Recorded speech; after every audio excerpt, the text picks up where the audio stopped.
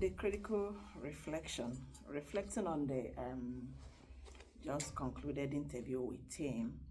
Yeah, the interview didn't really. I felt I didn't complete. The interview was not completed because there are some other areas I would have explored further that I didn't. Like even the guilt and the blame, self-blame Tim has, I would have explored that further. Then to be able to find a way of how to like help Tim to probably challenge those feelings that has been impacting him, which I didn't do.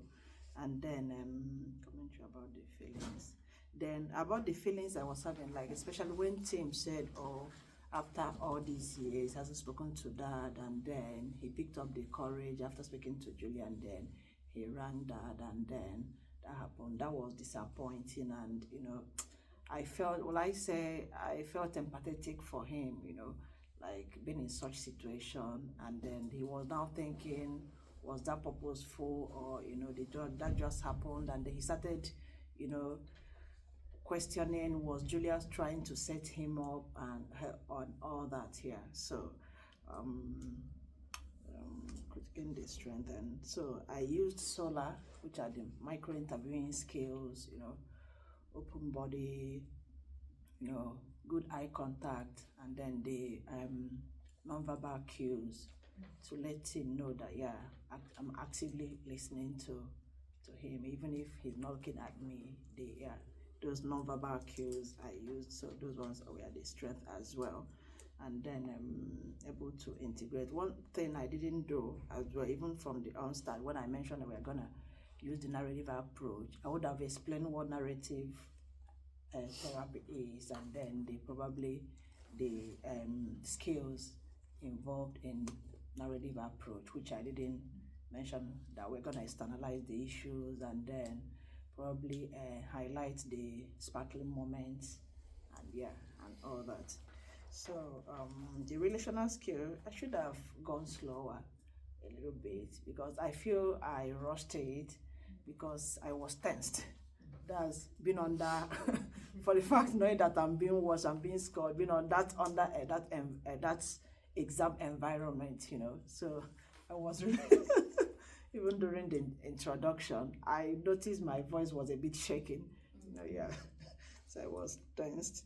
And then something threw me off balance when Tim started laughing,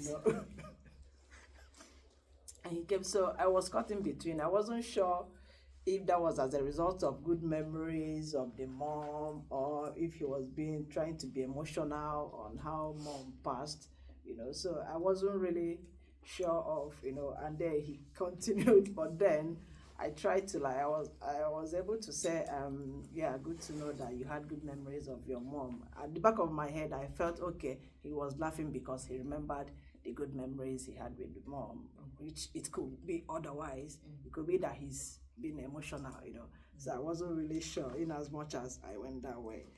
And then I know my values, my biases, and the assumptions. I was really conscious of it, not to bring it, because that might affect my engagement with him. Like I have this, how do I put it? This bias that people who are ex-offenders are dangerous, or they can reoffend again and all that, which is still leads to the structural issues being faced, like discrimination being faced by ex-offenders. Yes, I was conscious of that, so I had to engage with Tim in a non-blaming or non-judgmental way, as that might affect my engagement with Tim.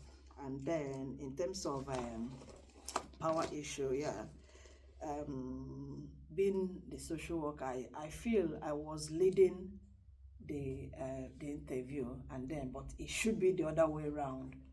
The client should be the one leading, then I'll be able to support and then follow his lead. But I seem to be, that shows the, how do I put it, the power in this context, and that's a good area of improvement for me. So I hope in future my main area of improvement will be to improve my confidence, counseling confidence, because this is my first time of doing it in part of the world where I came from.